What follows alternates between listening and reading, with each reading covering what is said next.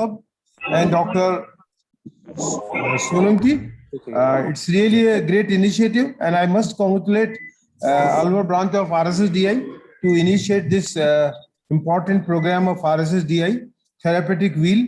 So I hope it will be one of the great factor for disseminating knowledge of treatment of RSSDI in diabetes to all the delegates and all even primary physicians and clinicians. So thank you so much for joining, and I hand over the mic to Dr. S. Krishna.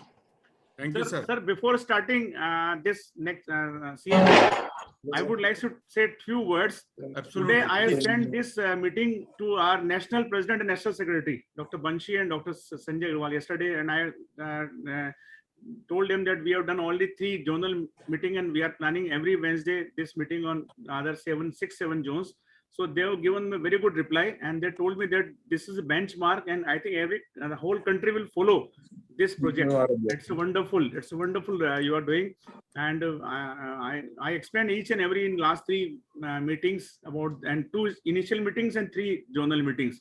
So that again have a wonderful, and for that our chief coordinator and all coordinators have a big round of applause for this project. Dr. They wanted to join themselves. They also wanted to join.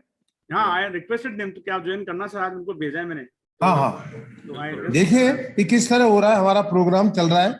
So we can invite them. Sir, at present there are 39 people who have joined, sir. Very good. It is very good, very good. So I request Dr. S.K. Sharma sir to kindly introduce the program, and then we'll start the CMA, sir. Absolutely. And Dr. Girish Mathur is not available because of some family function. Okay. So either Dr. Girish Verma sir or Puneet Saxena, they'll as a panelist today. In spite of Dr. Girish sir, namaste. Thank you, sir. Good evening, dear friends. Good evening, dear friends. Today, a very important meeting is going to be held, which is therapeutic aspects of diabetes. And here we have Dr. G.C. Solanki, sir. He's a senior physician working in Alwar.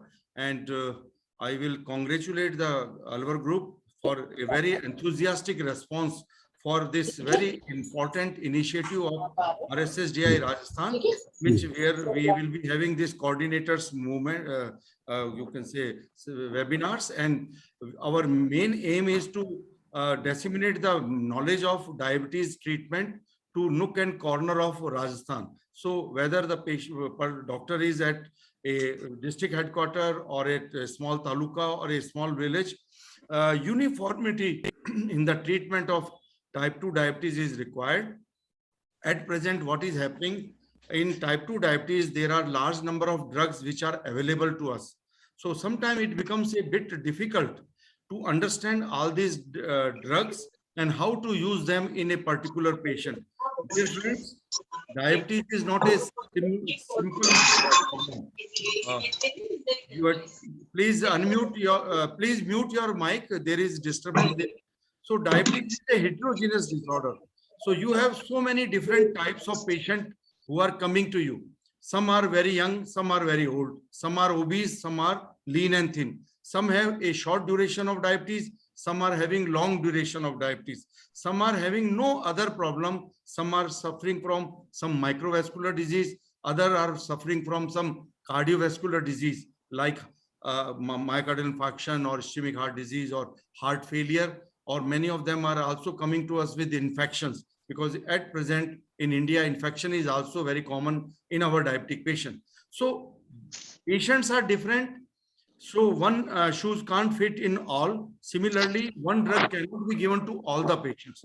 A simple example may be that if the patient is having no renal problem, most of the drug can be given. But if the patient is having a renal problem, there are few drugs which cannot be given. Similarly, for example, a lady who is post-menopausal, you can't give her pioglitazone. Otherwise, in young diabetic patient, pioglitazone is a very useful, I should say, drug targeting insulin resistance. But in a elderly lady above 50 years of age, because pioglitazone causes too much of osteoporosis, that's why we cannot give pioglitazone to that lady. Somebody is using twice dual, you can say, so they have to stop one method of listening to us. So with that background, I invite Dr. Solanki sir to start his proceeding. You can share your slides, sir, and start. Thank you. Sir, before starting, I request our chairpersons, Dr. A.S. Mathur sir, to kindly introduce our speaker, Dr. Solanki sir. He is senior most physician of the Alwar. So I request Dr. A.S. Mathur sir to kindly introduce our speaker, sir. Absolutely. Unmute करें Dr. A.S. Mathur.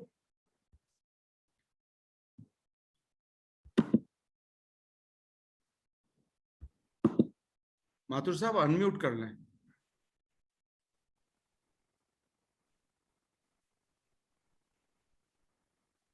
कर नहीं पा रहे शायद वो लोग. So I request Dr. Mukesh Gupta. He is a very active, dynamic person. So he is also chairperson. So if it is not, Mukesh Gupta is not able to unmute their mic. So I request Dr. Mukesh Gupta to kindly introduce our speaker.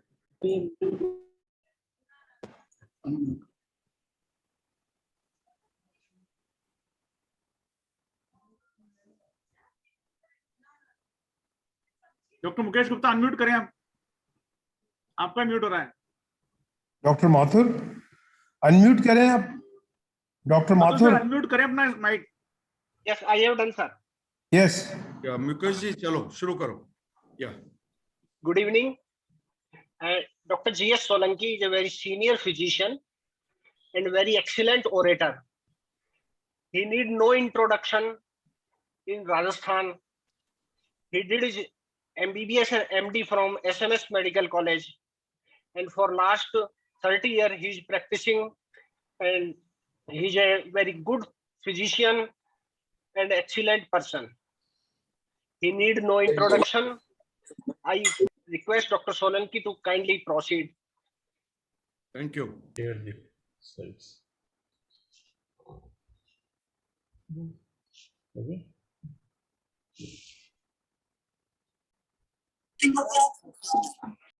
I will request other people to mute themselves so that there should not be any problem. Solanki साहब इसको Yes. slide show पे लेने. Yeah. Yes, हो गया. Thank you very much, sir. Good. Very good evening, everybody. At the outset, I would like to thank Dr. Mukesh Gupta for his kind words and the nice words. And at the outset, I would like to give my sincere thanks to respected Dr. K.K. Parikh sir, my guide, mentor, and source of inspiration. Dr. Parikh was past president of National API. I am also thankful to Dr. G.D. Ramchandani, the young and dynamic secretary of RSSDI Rajasthan chapter, to give me the opportunity to present this RSSDI ESI clinical practice recommendations for the management of type 2 diabetes.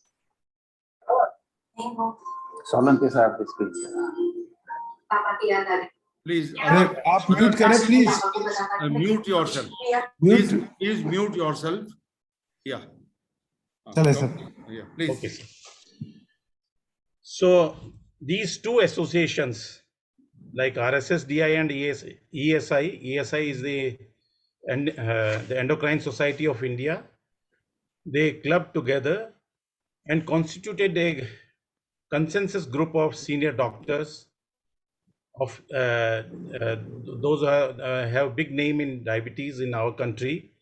And this group discussed and provided the guidelines for management of type 2 diabetes.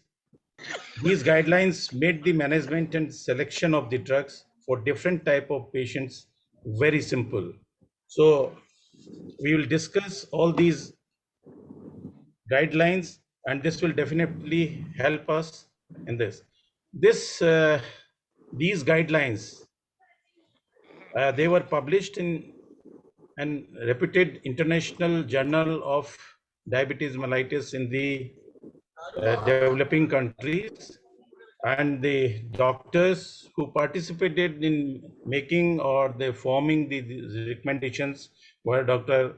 Rajiv Chawla, S.P. Madhu, B.M. Makkar, Sujay Ghosh, Banshi Sabu, Sanjay Kalra. So these senior doctors and the very reputed doctors, they discussed all these and they formed the recommendations or the guidelines so that these guidelines can help our physicians to select the appropriate drug with appropriate dose so that we can treat our patients in a better way of diabetes. The contents of my talk will be relevant factors to the Indian context. As we know, there are certain factors which are relevant only to Indian population or Indian diabetic patients. Like the diabetes in Indian patients, that onset is at least a decade earlier as compared to the European counterparts. And the complications, that is both micro and macrovascular complications, are also very high in Indian patients.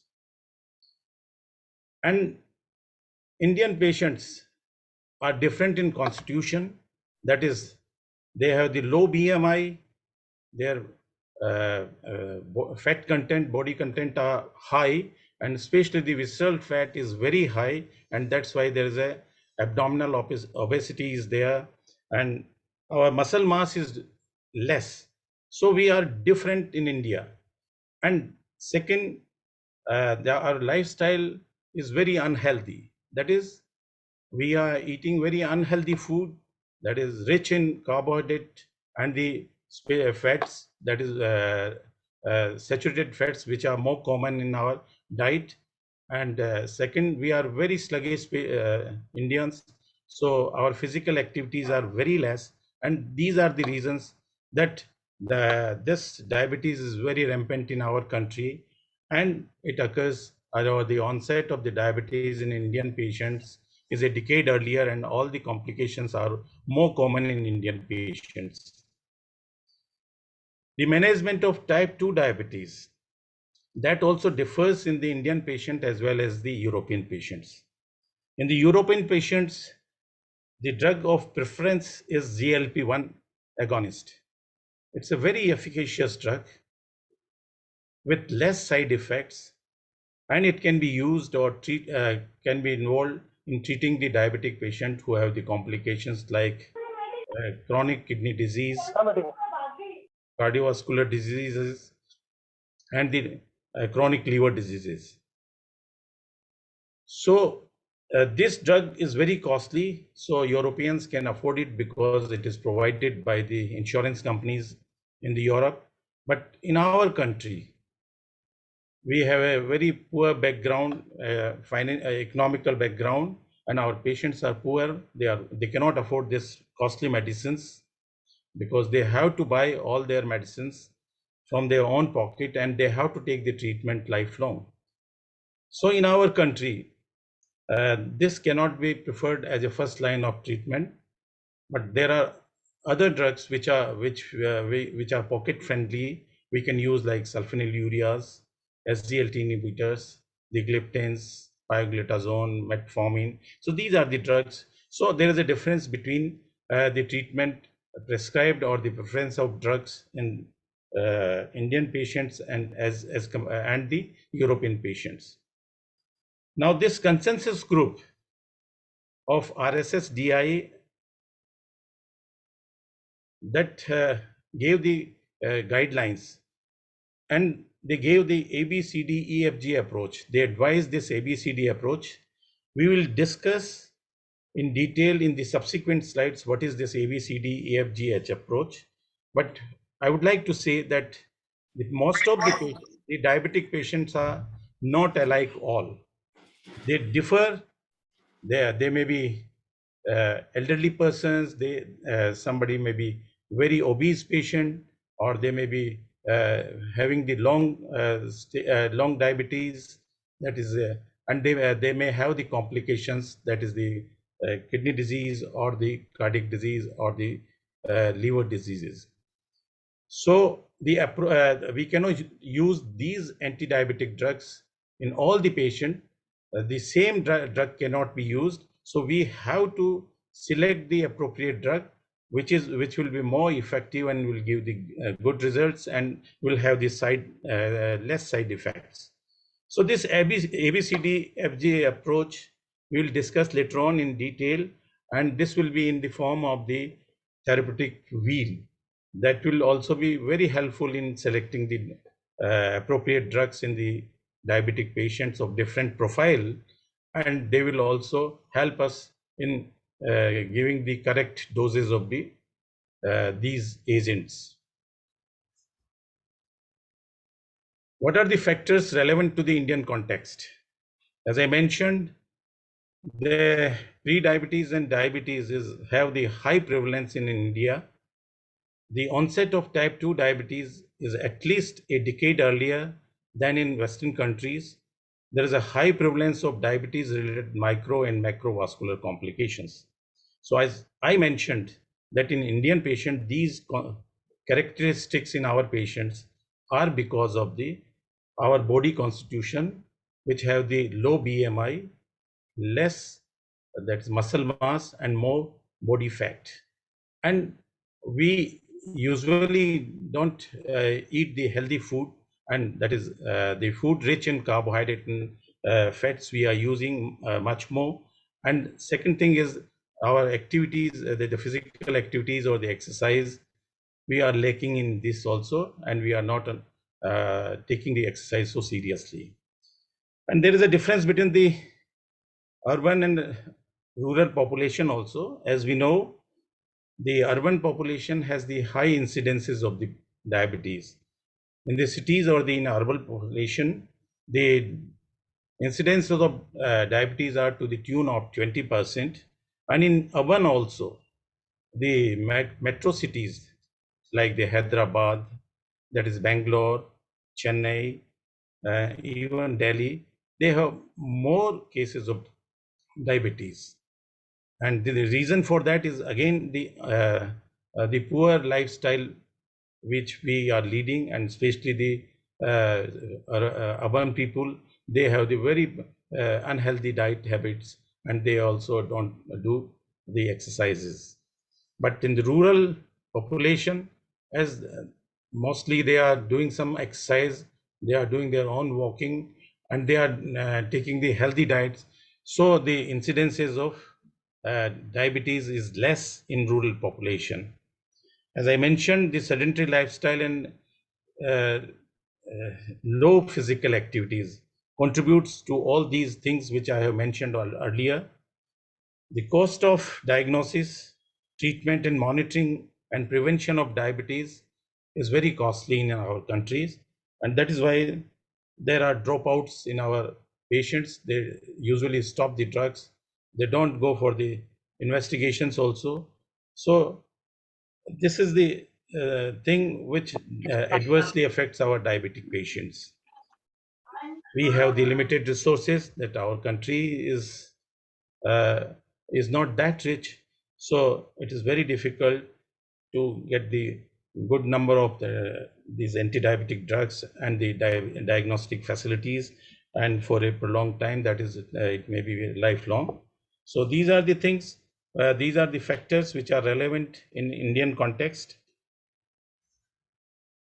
Now, when we start with the treatment of the diabetes, most of the doctors, they think that we should write down the medicines only. That should not be the approach. The first step in treatment of diabetes is the lifestyle modification, because this is of paramount importance, that we should change our diet, and we should take the healthy diet, which we'll mention in the subsequent slides also, and we must have a very good physical activities. The nutritional counseling may be provided by the healthcare providers trained in nutritional therapy, not necessarily by an accredited dietitian or the nutritionist. As the doctors or the Indian physicians are very busy, they have a great number of the patients, so it is very difficult for them to give the time to their patient to counsel about the diet of what diet they should take. So my suggestion will be that we can train one or two of our staff members about the nutrition, and they can counsel the patients and the attendants, because it is the most important part of our treatment. So if we can provide counsel them to take the healthy diet, then definitely we can control the diabetes and we can prolong the onset of the complications in the diabetic patients. And overall, reduce consumption of simple carbohydrates, sugar and fried foods, and higher consumption of complex carbohydrates with high protein intakes are recommended. Salt intake should be in moderation. That is, only 5 grams of salt a day is advisable. Encourage the increased duration and frequency of physical activity. As I mentioned, in the lifestyle modification, the diet and the physical activity, they play a major role.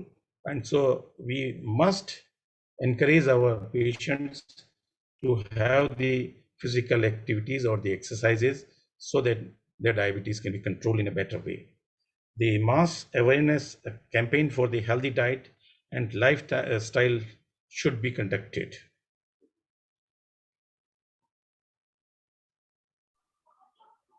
Now the recommendation for the MNT, that is medical nutrition therapy in patient with type 2 diabetes. Now we are discussing in details, and I mentioned as earlier. So as we know, if we have a healthy diet, because Indians are having the very unhealthy diet, which is rich in carbohydrate and fats and low in proteins. So we should advise our patients, we should recommend our patient, or we should counsel our patient that what is the healthy diet for them. So as we see in this, there are 4 portions of this plate, that is a carbohydrate, protein, fats, and the diet pattern. So we will take this individually.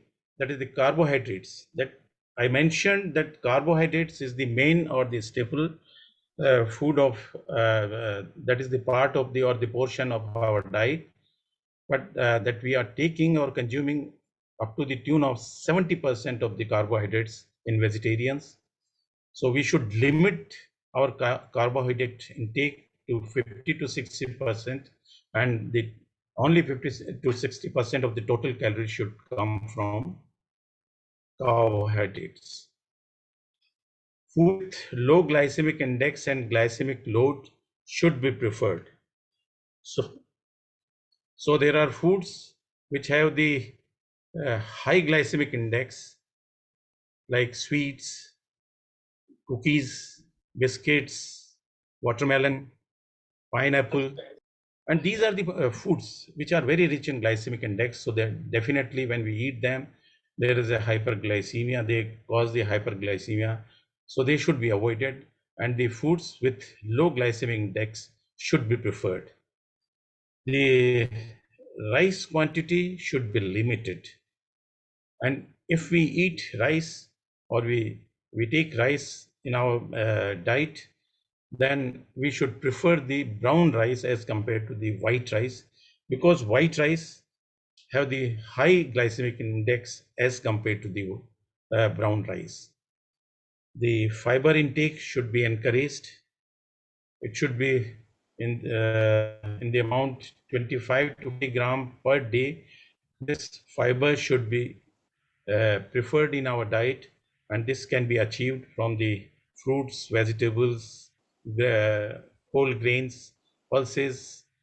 So we must prefer these foods which are rich in fiber. As we know, if we take the sufficient amount of the fiber, it will definitely decrease the, or it will retard the absorption of the glucose or the simple carbohydrate from the intestines. So the postprandial blood sugar levels will not increase, and they will be controlled. And that is the reason that, and the second thing is that when we take the fibers, it gives a sense of satiety also. So we will eat less, and so the hyperglycemia will be less. Second comes the protein portion. As I mentioned, that our diet is very poor in protein. That is, we are using the proteins to the tune of 10%, but we should increase it to the 15%. The total calories of our diet should come from the proteins. The amount of the protein we must consider with other comorbidities and kidney diseases and the age. But as we are taking less proteins, so we need not to cut down, or we should not stretch the amount of the protein in our kidney patients also.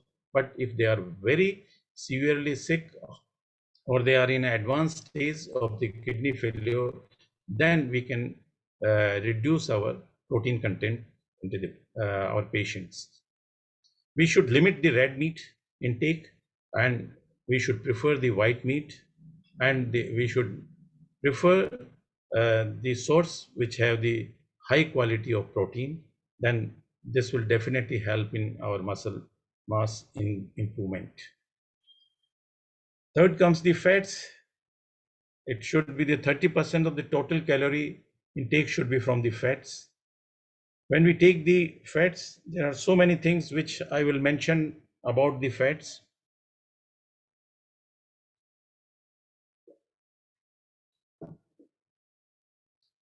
Oil rotation is recommended.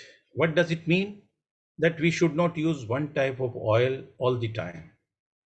Rather, we should keep on changing or rotating the oil on day-to-day basis or on the weekly basis also. So we have got so many types of the oils which are good. Some oils have bad things and some have the good things. So we can use these oils that on the daily basis, that in the morning we can have one type of oil, and in the evening we can have this other type of the oil. And otherwise we can change our oil on the weekly basis also. After 1 week we can use the other oil. The foods which are high saturated fatty acids or the fats should be avoided. As we know, there are some oils which are very rich in saturated fats. It is very deleterious to our patients. So we should avoid these oils which are rich in the saturated fats, like the coconut oil, like the ghee, dalda, vanaspati. So these are the things we should avoid. But there are some oils which don't have this that much of the saturated fatty acids, but they have the unsaturated fatty acids, like the MOFA and PUFA, that is monopolysaturated fatty acid, the poly and that unsaturated fatty acids. And the many oils, they are rich in the PUFA and the MOFA. Like we can have the there are many mustard oil also, sunflower oil also, and those certain oils which are, and we can use all these which are low in saturated but high in the PUFA and MUFA. And because we should use the less than 10% of the saturated fatty acids, and we should avoid the hydrogenated vegetable oils. That is the process of converting this certain vegetable oils into the with the hydrogenation to the ghee and the vanaspati. And during this process, the trans fatty acids are produced. They are very atherogenic, so we should not use such fats or the oils which are like ghee, vanaspati, and dalda. Then we come to the last part of this diet, that is the diet pattern. So what we should prefer, because I have mentioned we should not use this, we should not use this, but you would like to know what are the things which we should use more in the diabetic patient, and also in the normal patients also. That is diet rich in fruits, leafy vegetables, fibers, whole grains, and then pulses, legumes, unprocessed, and low-fat dairy products we should prefer, and we should use them. Salt consumption, I mentioned earlier, should be less than 5 grams. But if the patient, which is usually there, that in the diabetic patient, the hypertension and the cardiac failure is there, then we should limit our consumption of the salt to maximum 3 grams. Regarding the artificial sweeteners, though they are not contraindicated, but they should not be taken into the excess amount. They should be less than 2 to 3 grams a day, and in the pregnant women, they should completely be avoided. Now we will be discussing about the second part of lifestyle modification, that is the physical activities. I mentioned about the physical activity. It is of the paramount importance for the diabetic patient to go for the physical activities or the exercises, because these exercises will help our patients to control their diabetes, and also this will help our diabetic patient, so that their weight will be reduced, their body fat will be reduced, and so they will have a very healthy life. And then they will feel very happy also when they do the exercises. The recommended duration of this exercises is 150 minutes per week. That is 30 minutes per day of the moderate intensity aerobic activities are advisable. But in Indians, as we have the low muscle mass and we have the low BMI, and we have this excess of the body fat.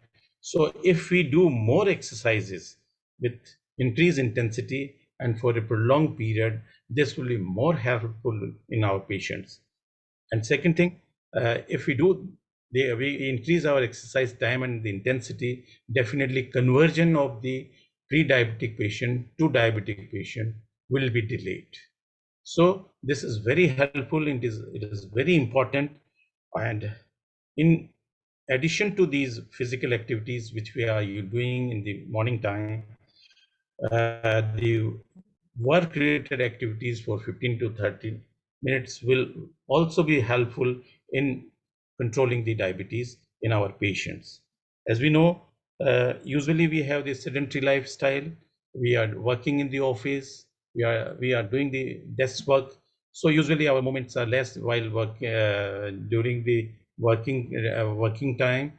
So if we can use or we can adopt some tricks which will increase the work related activity, like we can stop using the lift or the accelerator, we can go by the stairs, we can come down by the stairs, and if possible we can walk down to our workplace, also to other places, and from one office to another or from one room to another, and while picking something from in the office room ourselves, not seeking the help of our other people. So these will definitely help, and that will positively affect our health, and they will control the diabetes effectively. In addition to this, the 15 minutes of muscle strengthening or muscle stretching exercises should be advisable. And what are these muscle stretching? That is like we can go to the gym and we can do the dumbbell, we can do the push-ups, we can use the weights, and that will definitely increase the muscle mass, and that will also increase the tone of the muscles. And this will definitely help in reducing the insulin resistance in our patients. And regarding the aerobic exercises, it is not the simple walking. It should be either brisk walking, we should do cycling, jumping, or we can do this swimming, or we can do the yachting. So these physical activities, if we adopt correctly and we sincerely, then definitely it will prove to be a game changer in our management of our patients. Now we come to a very important slide. This slide, that is the RSSDI ESI Therapeutic Wheel 2020.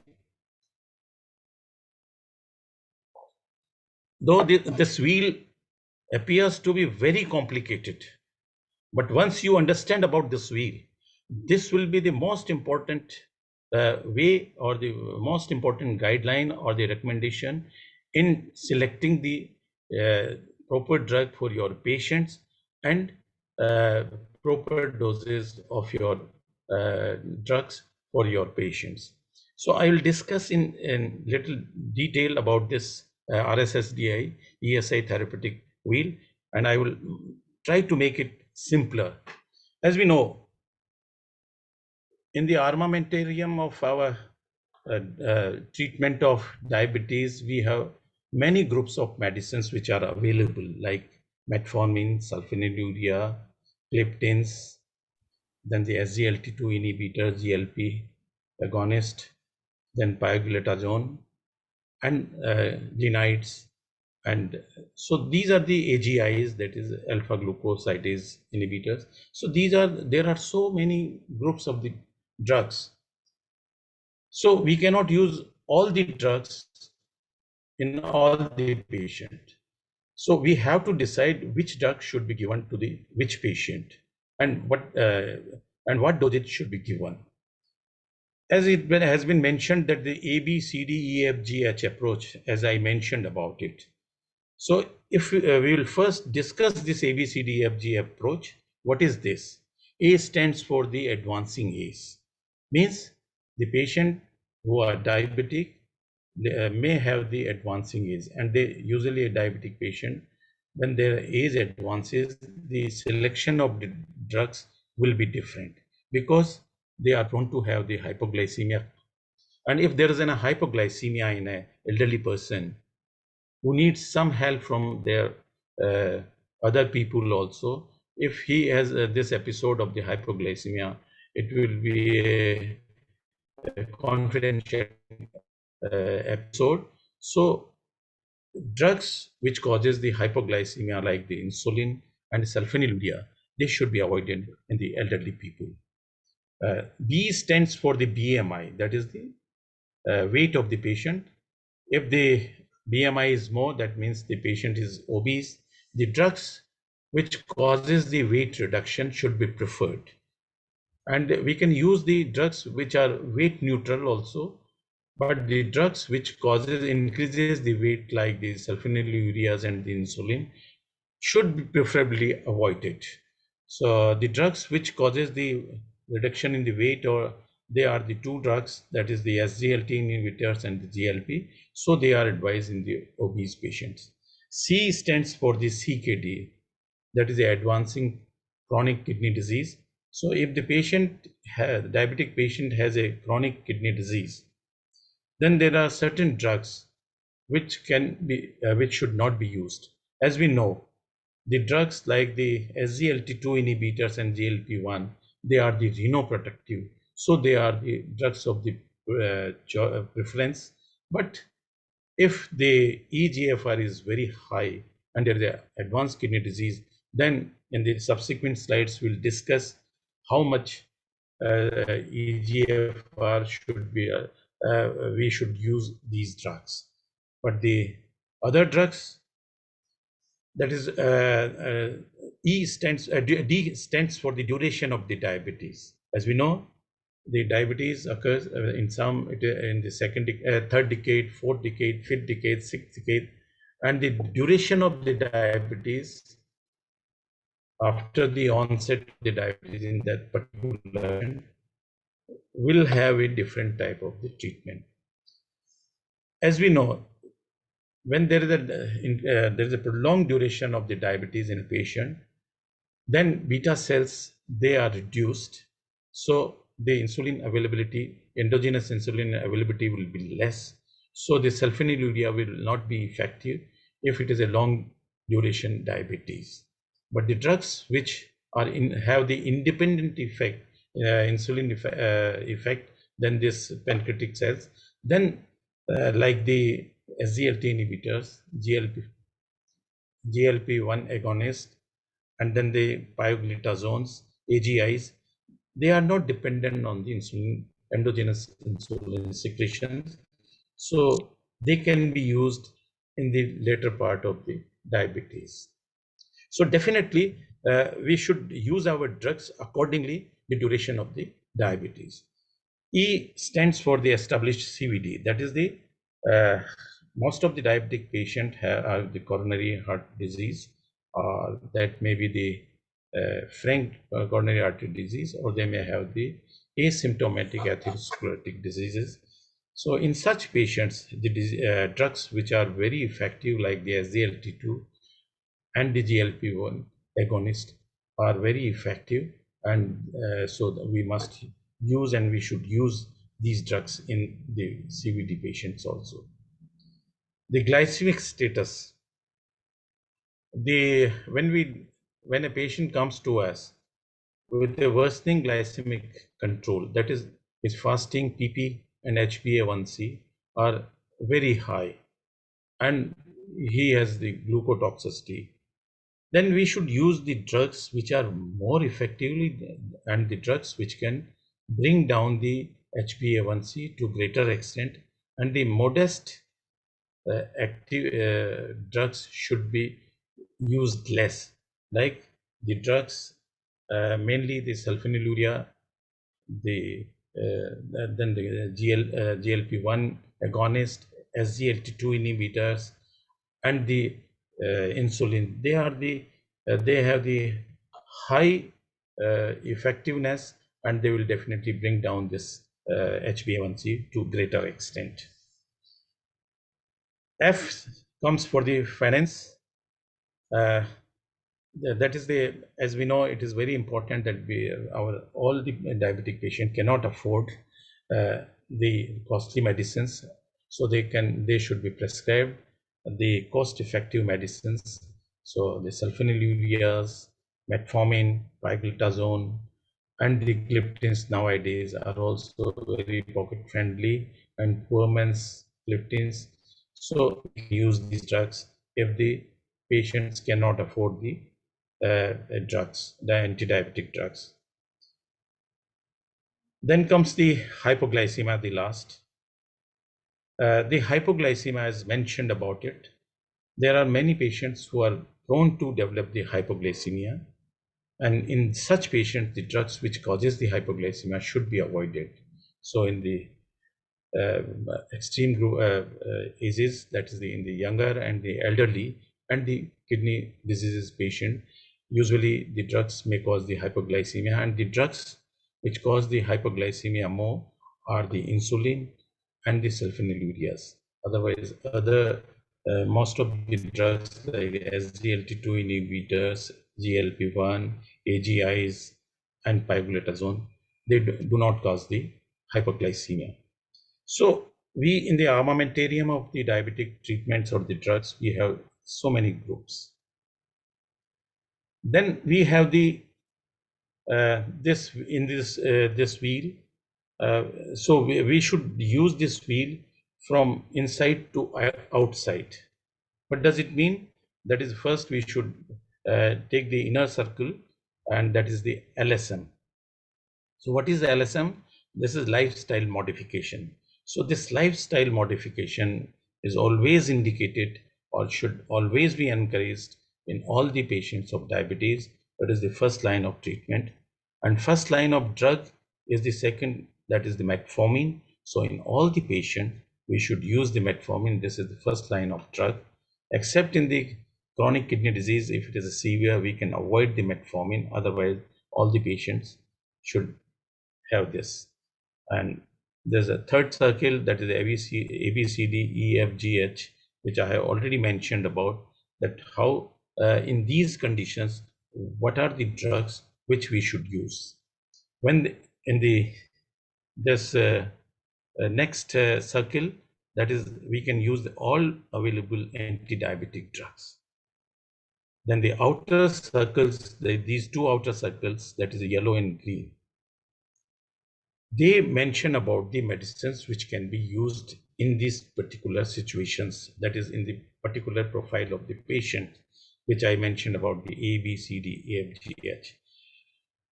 And the hierarchy of this therapy of these drugs. Hierarchy means which drugs we should prefer the most, and what should be the second choice of the drug. That has been mentioned in these circles, and they should be used in clockwise manner. So for example, to make it very simple, suppose there is an advancing age. So we should, in the preference of the drugs will be in the DPP4 inhibitors. Number 2 will be the AGI, then the SGLT, then pioglitazone sulfonylurea, and then the last it will be the insulin. So in this clockwise manner, we should select after seeing all our profile of the patient, and this will definitely help our patients. We'll take A, B, C, D, E, F, G, H. That is B, that stands for the the increasing BMI, or the patient is obese. Then the drugs which are prescribed are the SGLT, GLP, DPP4. They are in this order they should be used.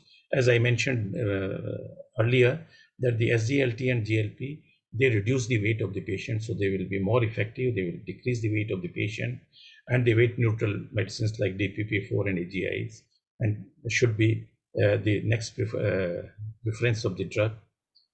Then the C comes for the kidney disease. So as I mentioned about the SGLT2, DPP4, insulin, and as sulfonylureas, grenade, we will discuss all these drugs in detail in these different conditions in the subsequent slides. So I have mentioned how we should use these drugs in different conditions or stages of the diabetic patients. And the outer circle, that is the red circle, that is that denotes that the condition is very severe, diabetes is very high, and these conditions or the complications more. So the drug use is limited.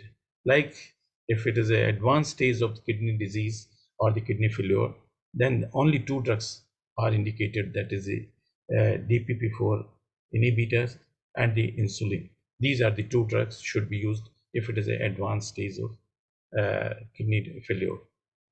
In the same way, the number of drugs which are effective and should be advised or should be indicated will become less in all these spokes or of the circles. So, dear friends, what I wanted to tell you that this wheel will definitely help us in selecting the proper drugs for the different type of patients with the different with the appropriate doses or the correct doses.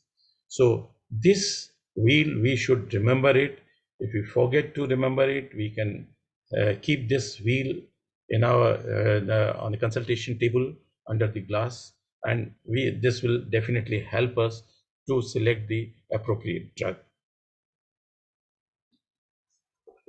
This is the diabetic treatment should be individualized way, and in the different type of patients and groups of the patient, the treatment will differ, as I mentioned about the A for the A's, B for the BMR, C for the CKD, D for the duration of the diabetes, and E for the established CVD, and F for financial conditions, G for glycemic status, and H for the hypoglycemic concerns.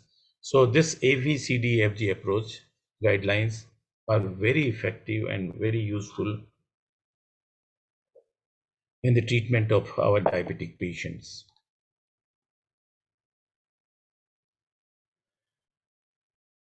A few words about individualized therapy. While choosing the oral anti-diabetic drugs, we should consider the general health of the patient and the associated medical disorders, which we have already mentioned, and we'll discuss in the subsequent or the later slides also. Our approach to the treatment of our patient should be patient-centric, depending on the ABCDEFGH. That is, if the patient is obese, what drug should be used? and it should, the ABCDFG approach is very helpful in the treatment of the diabetes. For any type 2 diabetes patient, the first line treatment, as I mentioned, that is metformin. It is not used only if it is not tolerated, or if there is a severe kidney disease, or if it is a severe chronic liver disease. So in such certain situations, we usually avoid the metformin. Otherwise, this is the first line of drug and should be used in most of the patients. Now we will take the individual this ABCDFG, that is, and how we should individualize our treatment for diabetes. A stands for the age. So we know if there are the elderly persons, what drug should be used. We'll take one by one. The modern sulfonylureas, glimepiride, and the glycoside, they are safe to use, but they may cause the hypoglycemia. So it is better to avoid these drugs in the elderly people. DPP-4 inhibitors are very efficacious and safe with minimal tolerability issues. So we need to adjust the doses if the eGFR is low. AGIs are modest in efficacy, but they have the GI side effects like the glucose, etc. So that and they can cause the diarrhea also. So if such problem is there, then we should avoid them also. But otherwise, they are the modest efficacy. And postprandial sugar will be controlled with the use of these drugs. SGLT2 inhibitors are the good glycemic control and reduce the cardiovascular risk also. They will increase the risk of genital mycotic infection and urinary tract infection. So they should be prescribed in such conditions. They should be with caution. They should be prescribed. They may cause the hypovolemia because there is a fluid loss, and that may result into the postural hypotension also. And if the patient is frail and elderly, usually SGLT2 does not recommend it. But they are very good drugs. They have the good glycemic control, reduce the severe risk, and they are protective also. So in most of the conditions, and especially if the patient has a cardiac disease also, they are very, very effective, very helpful, and now they are considered as the cardiac drugs also. Glitazone should have the restricted use in the elderly people because they may cause the weight gain, they may cause the fluid retention. There will maybe the peripheral edema, and there may be aggravation of the congestive heart failure. And in the postmenopausal women, there may be the osteoporosis. So in the elderly persons, the glitazone should be should have the less use. Basal insulin analog is a very effective and safe drug in the elderly also. This will not cause that much of the hypoglycemia as the regular insulin cause. And the GLP-1 is a good will do the good glycemic control and will reduce the severe risk in the elderly person. But there is a discomfort of injection, and cost is the real problem in these elderly people. So if they cannot afford, it should not be used. Second comes the BMI. That is a elderly person, that is the overweight patients. We should use the drugs which are reducing the weight. That is the SGLT2 and the GLP agonists will definitely cause the loss of the weight. So they are the preferred drugs. While the AGIs and DPP-4 inhibitors, they are the weight neutral. So they can also be used if needed. Modern sulfonylurea, though, does not cause much weight gain, but still they can cause the increase in the weight, and the insulin, definitely there is a gain in the weight. So such patients should not be given the insulin and the modern sulfonylurea. Next comes the CKD. I have already mentioned that evidence suggests that the two oral hyperglycemic agents like the SGLT2 inhibitors and GLP-1, they exert the renoprotective effect in patients with diabetes, but DPP-4 inhibitors, they are also kidney friendly or the renal friendly, and they can reduce the albuminuria also. So these three drugs, if the CKD is there, are preferred drugs and they should be used. SGLT2 inhibitors are indicated to improve glycemic control in adults with type 2 diabetes by reducing the reabsorption of the filtered glucose. They can also lower the renal threshold for glucose, thereby increasing urinary glucose excretion. The drugs for the CKD, metformin, can be used up to the 30 eGFR. If the eGFR or the kidney functions are having the eGFR below 30, we should avoid the use of the metformin. And between the 30 and 60 eGFR, we should use in lesser doses. That is, the maximum dose may be 1000 milligram per day. The short-acting sulfonylureas, that the glipizide and glyclazide, they are moderate effectiveness, but in the severe renal impairments, but their dosage should be reduced because they may cause the hypoglycemia, because they are not excreted through the kidneys because of the poor renal functions. So their dosage should be adjusted or should be modified when we are using the short-acting sulfonylureas. Glyclazide, MR, and the glimepiride, they are used in the mild to moderate renal impairment patients, and they should also be used with the low doses. AGIs, they are useful in mild to moderate renal impairment, and they can be used up to the eGFR 25 to 30 millimeter per minute.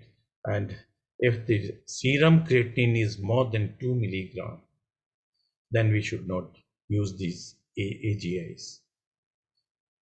DPP-4 inhibitors can be used at any eGFR. So all the DPP-4 inhibitors can be used in the kidney diseases, but the dose adjustment is required with the low eGFR, with the sitagliptin and vildagliptin, but the teneligliptin and the linagliptin may be given in the same doses. The next drug is the repaglinide. As we know, this also, its mode of action is just like the sulfonylurea, that they also causes the secretion of the insulin from the beta cells. But they are very short acting, so they can be used across all stages of renal insufficiency. So if the severe CKD is there or the eGFR is very low, we can use the repaglinide. But you have to see for the hypoglycemia, because in the compromised kidney function test, all these drugs are not excreted, so lower doses of drugs are needed or are recommended in the CKD patients. Pioglitazone can be used at any eGFR, but it can cause the fluid retention and congestive heart failure. So in such situations, we should not use the pioglitazone. SGLT2 inhibitors, they are preferred because they have the protective action. They can be used up to the 30 eGFR. Now the trials have they have advised that all these canagliflozin and dapagliflozin and empagliflozin can be used up to the 30 eGFR. So initially it was mentioned that the canagliflozin and empagliflozin should not be used if the eGFR is below 45 and the DAPA below 60. But nowadays we can use these SGLT2 inhibitors up to the 30 EGF.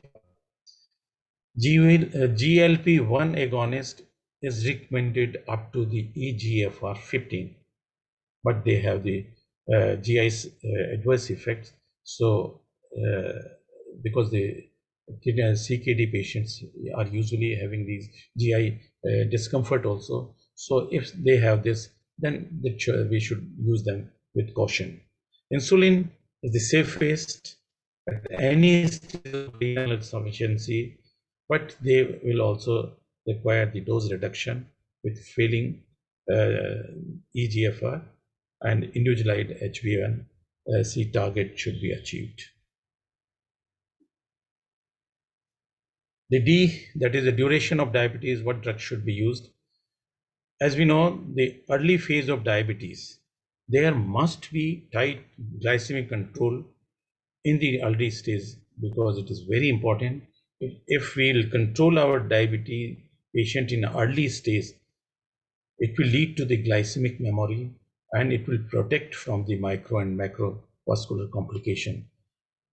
Sometimes whenever a patient comes, he says, oh, it's my blood sugar is only 150, 200, and they are not controlling their diabetes to the desired levels of the blood sugar or and the HbA1c.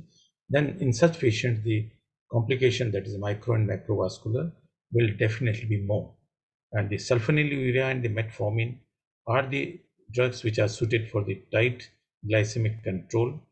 And in the early phase, that the insulin beta cells are available, and the production of the insulin or the endogenous insulin is sufficient, so we can use in the early stage sulfonylurea. But in long-standing diabetes, patient will have the deficient beta cell function and other comorbidities like the renal impairment, and this that's why the insulin addresses the insulinopenic states, and incretin-based therapies, particularly GLP-1 agonists, are preferred over the DPP-4 inhibitors. SGLT2, as their insulin-independent action, are also preferred. AGI also have the insulin-independent action, so if needed, they can also be used.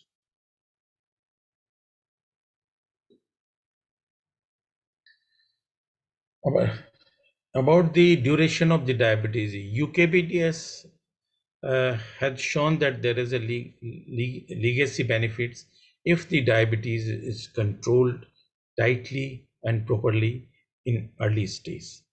And this has shown that when the patients were treated in the UKBDS studies with they were kept in two arms, that is the conventional and the intensive arms. So we see that in intensive arm, that the complications will be less as compared to the conventional arm. And after 7 years of the treatment, it was seen that the results will be similar in the conventional or intensive arm, but it was seen later on by the physicians who followed these patients that the rate of the complication and the severity of the complication were very less in the patients who were treated in the intensive arm. So we should treat our diabetic patient in early stage very effectively, and we must maintain the tight control, and we must achieve our glycemic targets very effectively. Next comes the E, that is the established cardiovascular disease. As we know, in patients with established cardiovascular disease, GLP-1 analogs and SGLT2 inhibitors, which I mentioned earlier, also have the proven efficacy and are preferred. In patient with heart failure and CKD, again, the SGLT2 and GLP-1 agonist may be preferred unless they are contraindicated because of some reason or the other. Pioglitazone is also very effective, and in some studies it has been said that definitely this pioglitazone will be helpful in treating the diabetic patient, but if it should not be used in patient with subclinical heart failure or patient who have the low ejection fraction, and that will worsen the cardiac status of the patient. Linagliptin, glimepiride, and glycoside MR can be preferred over conventional sulfonylureas in patients at increased risk of CVD or CVD.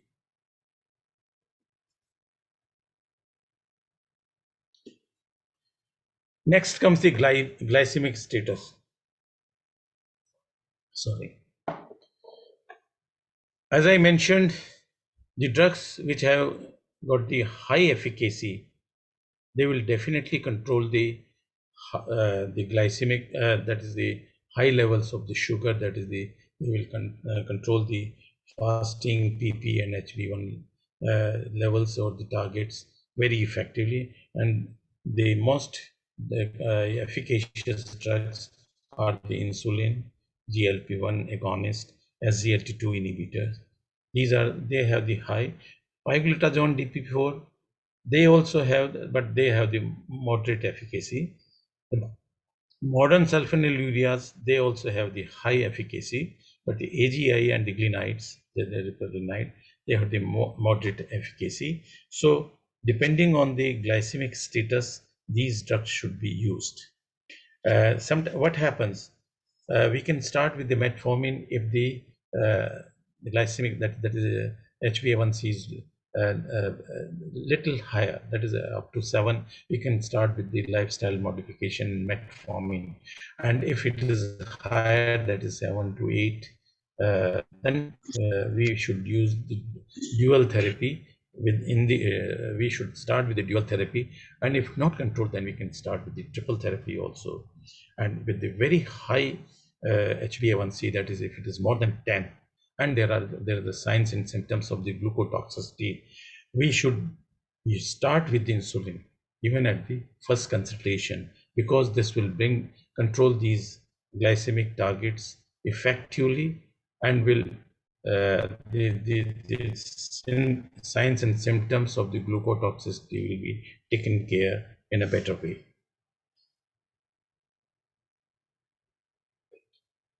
Now comes the last, that is the hypoglycemia. As we know, it is a very important limiting factor in treatment of diabetes.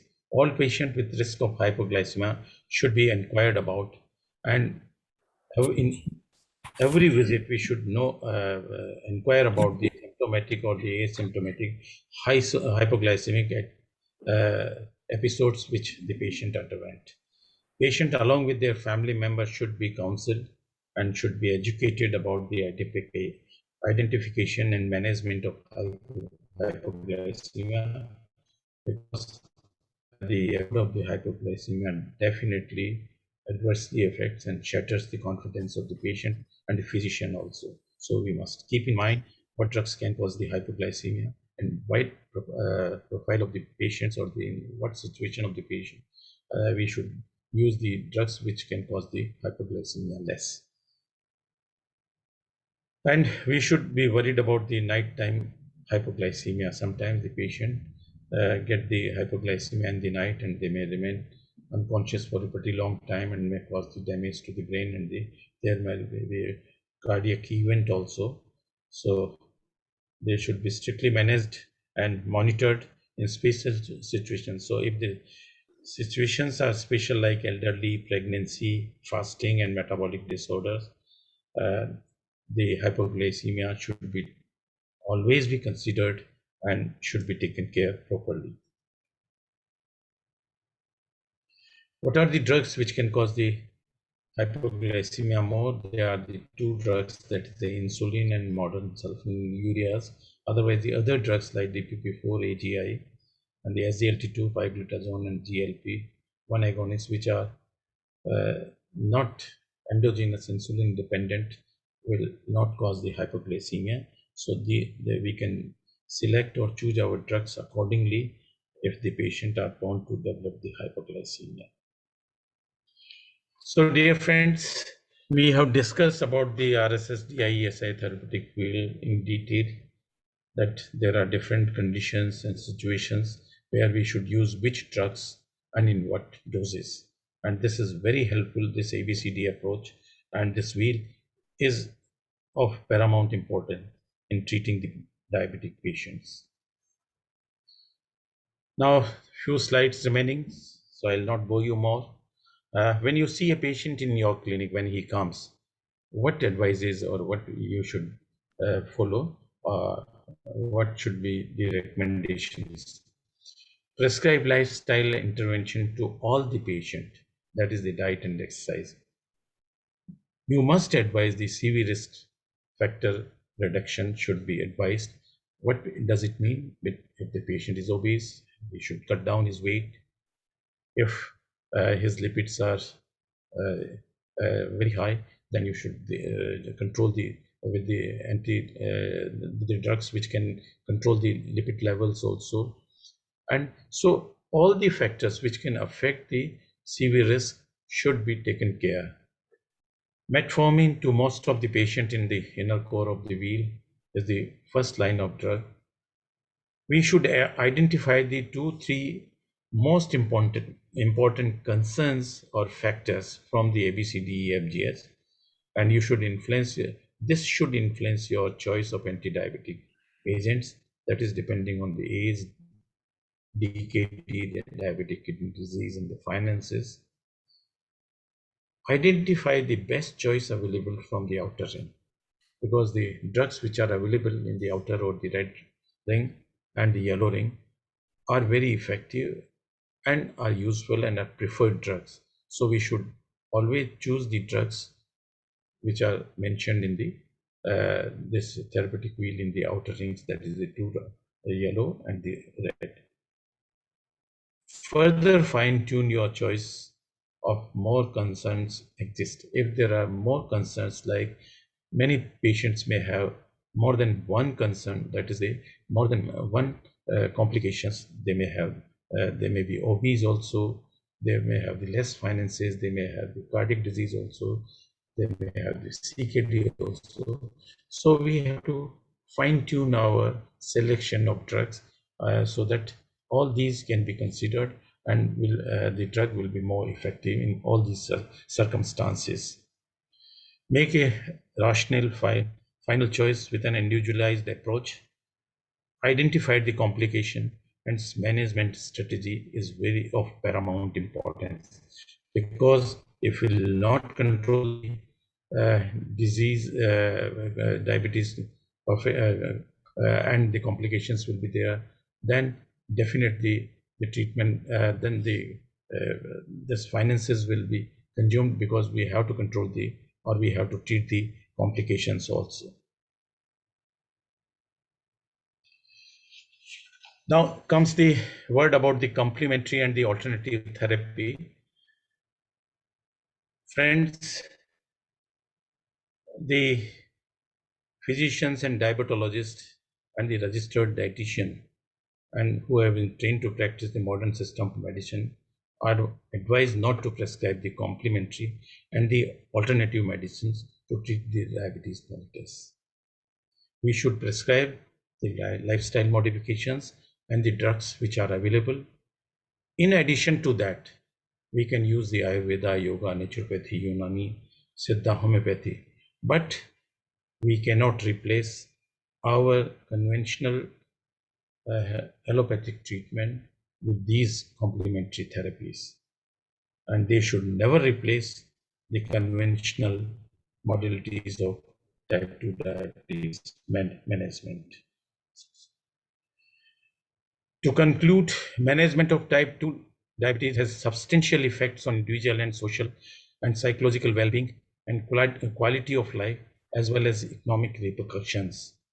Diabetes management planning should be individualized, depending on the profile of the patient.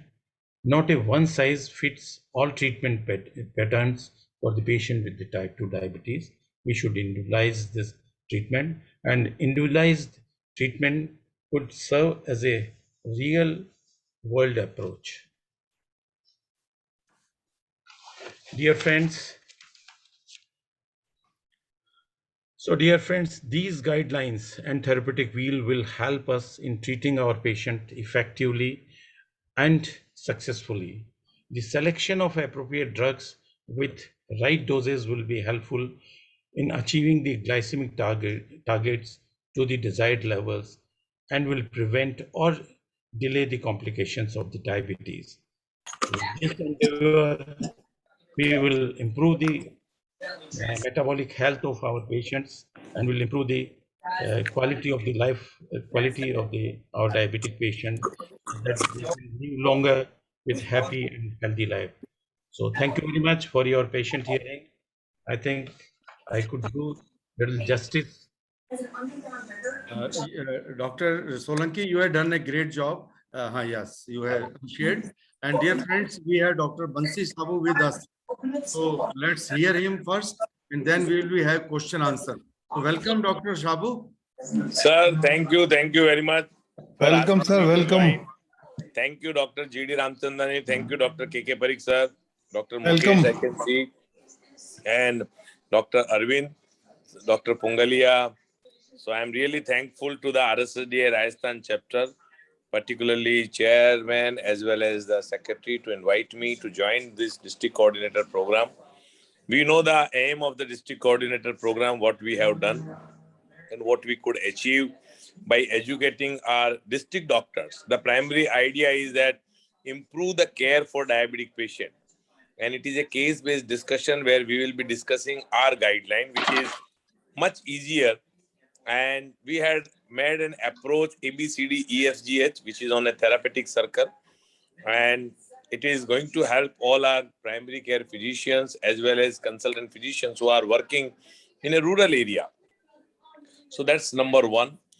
And it is not biased with any company product. It is not biased with anything that this particular pharmaceutical product is to be used. This guideline, even it is supported with the USV, we are trying to promote all the things, whether it is a GLP-1, SGLT2, or whether it is a metformin or sulfonylurea. So we are not putting one product ahead of others. So that's a second big advantage. The third thing, it is online platform, so we can reach out to more doctors. When we were doing face-to-face program, we used to get few doctors only, particularly when we were doing the CME at a district place. But now with the online digital platform, we are getting more number of doctors on one particular platform. And at the same time, we get the experts from the EC also, from the like RSSDI Rajasthan chapter EC member, the including chairman and the secretary and expert like Dr. S.K. Sharma, Alwar Gupta, everybody could join. That possibility is there only because of we all of us are connected on a digital platform. So this is the advantage which we are taking during this COVID time. And if you have any suggestions or any comment on this particular CME, on this district coordinator CME program, please let us know. So I mean, we can improve, because this is a ongoing process. It is a CME education which has to be continued. It's not like that today we have done the Alwar CME, maybe after 6 months we may do again one more, or tomorrow we may do a program which could be related to diabetic foot.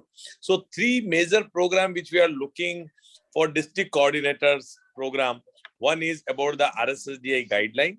The second is, as we know, that diabetic foot is a very under-recognized or a problem which is a neglected problem at a rural area. So that's the second one. And the third one is a type 1 diabetes. So these are the 3 areas. So I think it's an ongoing continuous medical education program. So if you have any suggestion, any comment, if any delegate, any participants, any speaker, any faculty member, if they feel, or even EC member, if they feel that, you know, this is my comment or this should be changed, or the module should be changed, whatever their idea, their comments is highly welcomed. And we would like to incorporate those changes, those comments in our next CME. That is my request. And Dr. once again, Bansi. thanks to everyone. Yes, sir. Masa. Dr. Bansi, Sir. Dr. Solanki has done a great job. Yes, There were congratulations, 53 Dr. Solanki. There was Thank you, sir. 53 people from the Alwar zone. And we have done this. This is the second. Earlier, Alwar was also very successful. And every week we are doing one meeting on Great, Wednesday. sir. Great, great. So we will continue to Dr. finish it. Solanki, I think I made you in before 2019 Bansi when I bhai. have come Alwar for the Yes, yes, sir. Yeah. meetings, I Same, remember. same, I Dr. was Solanki. that time I was the organizing chairman. I know of the that surgeon. I मतलब met बाद में that पूछूंगा sir साहब ये सबसे पहले sir खत्म हो गया डॉक्टर बंसी साहू को ये भी बहुत connect बहुत होके आ जाती बधाई है हो बर्थडे की अरे अच्छा, Belated happy congratulations. birthday. Happy birthday. ये तो सबसे पहले तो बंसी भाई को बहुत बहुत ये बधाई हो 5-10 ही होते हैं ये पूरे हर जगह हर सब्जेक्ट में 50th. बोलने वाले सुनने वाले और ये No, सब I must congratulate Dr. Solanki. He has very Yeah. nicely presented the topic in a very nice manner. I mean, one can know very easily what should he do. He has very nicely presented this wheel also, therapeutic wheel also. Yeah. So I think this is the right way. And Dr. Bansi, we have got a chief coordinator. Then we have got two co-coordinators, which will look after different districts. Then we have got a regional coordinator, and then we have got district coordinators. So Yes, sir. you arrange. Complete hierarchy is made. yes Thank you so much. Thank you, dear. It was real great, sir. Thank you. Thank you Today for coming to 59 join doctors us joined and in this give some Alwar advice. meeting. Thank you. 59 doctors joined in this Alwar zone meeting. So I would like to congratulate Dr. S.K. Sharma sir and all the coordinators and Dr. Solanki, their team, especially Dr. Mukesh Gupta and all the chairpersons. Mukesh has done Dr. great Mathur job. sir, Thank and you. Dr. Mukesh Gupta and Alwar from Bharatpur and Dholpur also. So really today's talk is wonderful. It's awesome, sir. Wonderful. Maza aa gaya, sir. Thank you very much, sir. And it was so nicely delivered that everybody can understand with this very simple words.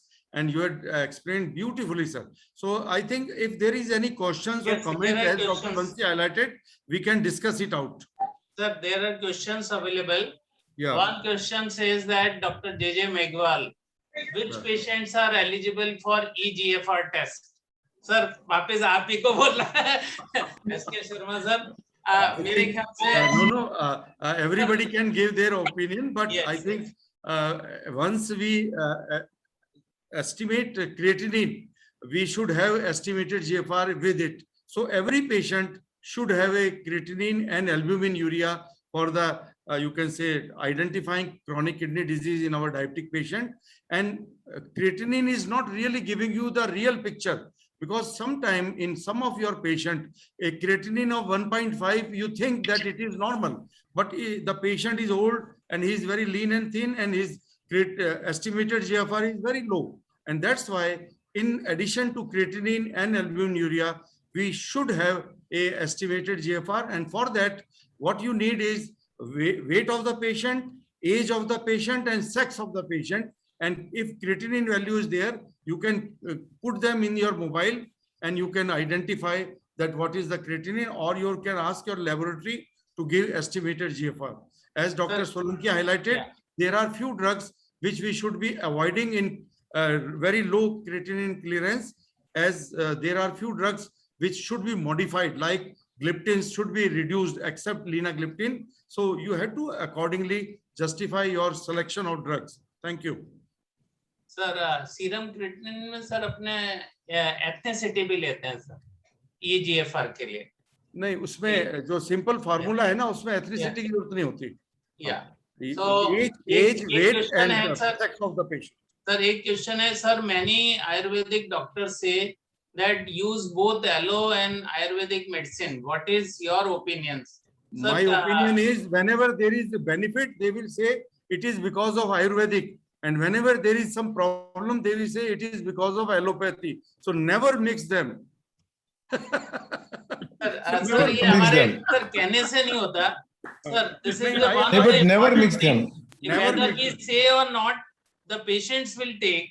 No, but we never advise. No, what we say is, that is their idea. What I say is that take one drug, one of the therapy, and if that fails, then take our therapy. You can try your Ayurveda first. Okay, no problem. But once it fails, you have to monitor your blood sugar. All these Ayurvedic people are saying, don't monitor. That is their, I should say, their very important armamentarium. So we should say monitor, and if fail, then stop it and come to us. I think there are two questions only. If any question, if anybody wants to unmute and can ask the question now. Dr. Yogesh Chaudhary is raised the hand. Sir, yes. Myself, Please. Dr. Yogesh Chaudhary Yes. from Alwar. Sir, बोलिए sir, thank you very बोलिए. much. Sir, thank you very much. I'm proud to be a part of this discussion. And I thanks very much to Dr. Bansi Sabu, KK Parikh sir, Ramchandani sir, Arvind Gupta sir, and very nice presentation by Dr. Solanki sir.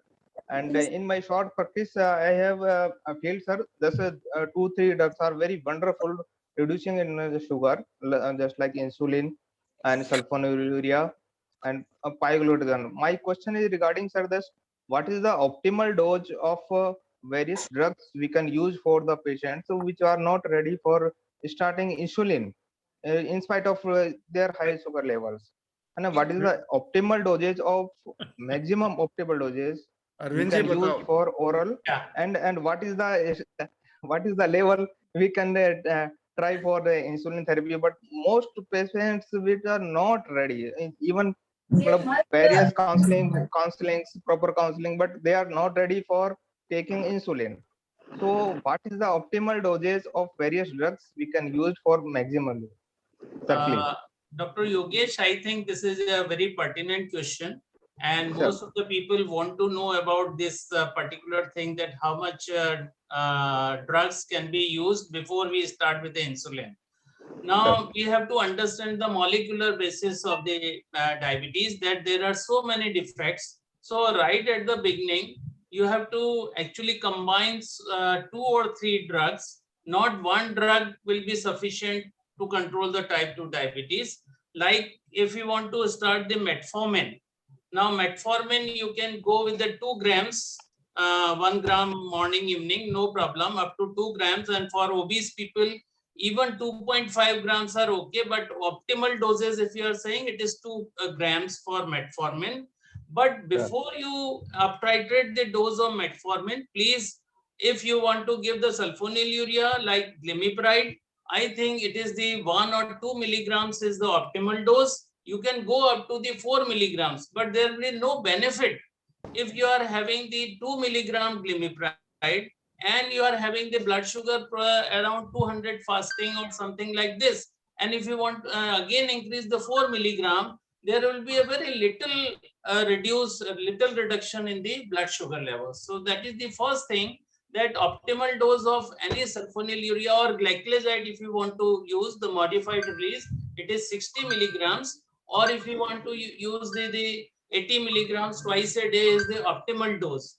Don't go beyond that. If you are going beyond that, the benefit will not be seen. So metformin 2 grams, glimepiride up to 2 milligrams, 2 milligrams is okay. Then you can go for the glycoside, it is 60 milligrams modified release. Now, if you want to give the pioglitazone, now it is a little bit controversial. Most of the people give the 15 milligrams is the optimal dose. We don't go beyond the 15 milligram because again, Dr. S.K. Sharma sir had told just now, like in elderly population, there is a osteoporosis risk. There is a, the retention of the fluid is the problem. The congestive heart failure, if a patient is already having heart failure, then it is a pioglitazone is a problem. But some people in the Bombay, like Dr. Vijay Panikar, they are using 7.5 milligrams. So it's up to you. You can use 7.5 milligram, but please don't go beyond 15 milligrams of pioglitazone. Now, as far as AGI is concerned, alpha glucosidase inhibitor is concerned, because of the Indian condition, most of the people are, and Dr. S.K. Sharma sir last time also highlighted that alpha glucosidase inhibitors causes most of the dyspepsia. So you can start with the 25 milligrams of carbose twice a day or thrice a day. Then you can up titrate up to 50 milligrams. I use twice a day, but you can go up to thrice a day of the carbose. But I think with this dose, the people will get so much of dyspepsia, and it will be a nuisance for the Indian society if they are going. So now, as far as the SGLT2 inhibitors are concerned, again there are the set doses. Now I don't. Let's start with the dapagliflozin. I think 10 milligram is the optimal dose for a dapagliflozin. For canagliflozin, you can go with the 100 milligrams of canagliflozin, or empagliflozin, it is 5 milligrams. And this is very good. All the drugs are once a day. So that is the optimal dose for the SGLT2 inhibitors. Now, if you want to give the gliptins again, depending on Dr. S.K. Sharma sir has just highlighted about the EGFR. Now, if EGFR is above 30, all the doses of all the drugs, whether it is the linagliptin 5 milligrams, irrespective of the EGFR of the patient. Then you have the sitagliptin 100 milligrams per day, or if you are using in combination with the metformin, you can use 50 milligrams twice a day. Then you have the vildagliptin, again, depending on the situation, but these days 100 milligram is available, but I think 50 milligrams twice a day is the optimal dose for vildagliptin. Teneligliptin 20 milligrams. We never go beyond 20 milligrams of teneligliptin once a day. So this is, and I think most of the gliptins we have covered. Any other drug, GLP-1 receptor agonist, there are 2 GLP-1 receptor agonists available. Dulaglutide, it is available in the 1.5 milligrams, but you can start with the 0.75 milligrams in some cases and up titrate up to 1.5 milligrams per week. Then you have the liraglutide, that again you have to start with a little bit of the lower doses and then 1.2 and then I think 1.6 milligram or that 1.8 milligram is the highest dose. This is how we use the Thank you, sir. Thank you. Arvind sir, very we have covered Thank most you. of the optimal doses, but now Thank the you, sir. last word I want to give that Sir. combine 2 or 3 drugs, give the lower doses, you will get the much benefit. That is the thing. Sir, thank you very much, sir. Thank you. Dear friends, diabetes is a progressive disease. As the year advances, you require multiple combinations. But as Dr. Arvind highlighted, we usually don't go beyond 3 groups of anti-diabetic drug. If you are adding 4th, the effectiveness of that 4th group of drug will be very, very little, something like 0.2% HbA1c reduction. And that's why we say once the patient is having 10, 15 years of diabetes, they require first basal insulin and then of course multiple insulin injections. But why we are using different drugs? Because diabetes is having multiple pathophysiological defects, what we say ominous octet. So once you have a multiple defects, choose drugs in such a way that one of your drug is targeting 1 or 2 defects. So a second drug will be targeting 2 or other defects. So once you are using 3 drugs, you are targeting more or less these 7, 8 defects. And beyond that, if the patient is having still very high sugar, HbA1c is very high, you require multiple combinations. 3 drugs are most of the time required. Then, of course, they will require insulin. So that is the important message, that you can give 3 drugs and then insulin is a expected treatment. Insulin is not the last treatment. That is very important understanding point. Thank you. We can conclude now. Your last message? Dr. Bansi, kindly comment the last message so we can conclude. Sir. Yeah. Sir, the question to, I think, which I could understand, his major question was the barrier of insulin therapy. Yes. No, and that was his question, that how many drugs and what is the last dose which he can use, because patients are denying for the insulin therapy. So I just wanted to tell only one thing. Patient always sees the confidence on the face of the doctor, how you are prescribing. So if you are asking your patient, I just give an example. Suppose you are a physician and you are seeing a patient who has hyperacute myocardial infarction. You are seeing ST elevation and patient is saying that, I can't get admitted. But you are saying, please get admitted. There is no other option because you have a acute myocardial infarction. And I'm sure patient get admitted. And this is what the routine practice which we are doing since last so many years. Even he is having some emergency at home, he never say, no, I will not get admitted. It is a heart attack, I will have to get admitted. it is a high grade fever, you have to get admitted, get admitted. So it is the confidence of a doctor. On the basis of that, patient is taking all the decisions. Now, how you are making a decision of insulin therapy? If you say आपको insulin लेना पड़ेगा, insulin ले लो तो अच्छा है, आपके लिए ठीक है. इस बार मैं देख लेता हूं, लेकिन अगली बार यदि शुगर इतना ही अनकंट्रोल रहा तो आपको इंसुलिन जरूर से लेना पड़ेगा. So there are how you are making your statements that makes difference, and patient take whether it's to be taken or not. Then he thinks कि डॉक्टर साहब के पास दूसरा ऑप्शन अभी बाकी है. He is not सारे पन्ने उन्होंने खोले नहीं है. आप इतनी धीमे से बोल रहे हो. But when you are saying now nothing is left and this is the only option, even if he is not ready, you write a prescription. I always ask my patient, आप मेरे को क्यों गलत साबित करना चाहते हैं? आपको नहीं लेना है, ये आपकी मर्जी है, लेकिन प्रेस्क्रिप्शन तो मेरा है. मेरे को तो मेरी तरफ से अच्छे से अच्छा ट्रीटमेंट लिखने दीजिए. आप लीजिए या नहीं लीजिए, मैं कल सुबह आपके घर आके आपको पूछने वाला नहीं, मैं आपको फोन करने वाला नहीं हूँ आपने इंजेक्शन लिया या नहीं लिया.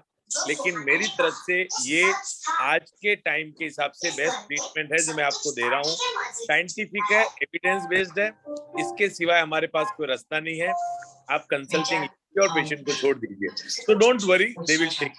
This is my, I mean, a routine what I do in my clinical practice, and most of the patients they never tell no. Like the similar way, when I ask my patient to take 4 shots, 5 shots, they take it. When I ask them to do the multiple time monitoring, they do it. Yes, definitely the seniority has changed. Like today, S.K. Sharma may not tell so many things. He will just write the prescription and patient blindly will tell because he's the god. But you know, the thing is, at my level, I may have to do something.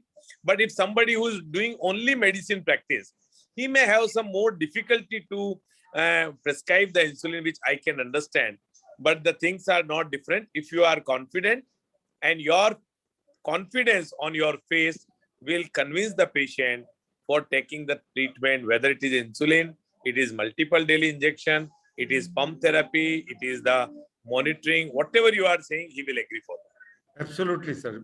Absolutely true words. Conclude. And we have to give some extra time to the patient to explain all those things. That is also required. Thank you. Thank you very much, sir, for your Thank golden you, sir. words. Dr. Parik sir, Dr. Parik, sir, over to you. Very nicely presented by Dr. Solanki, and last message which has been given by Dr. Bansi is very, very important and correct. We must have confidence and prescribe insulin confidently so that patient follows it.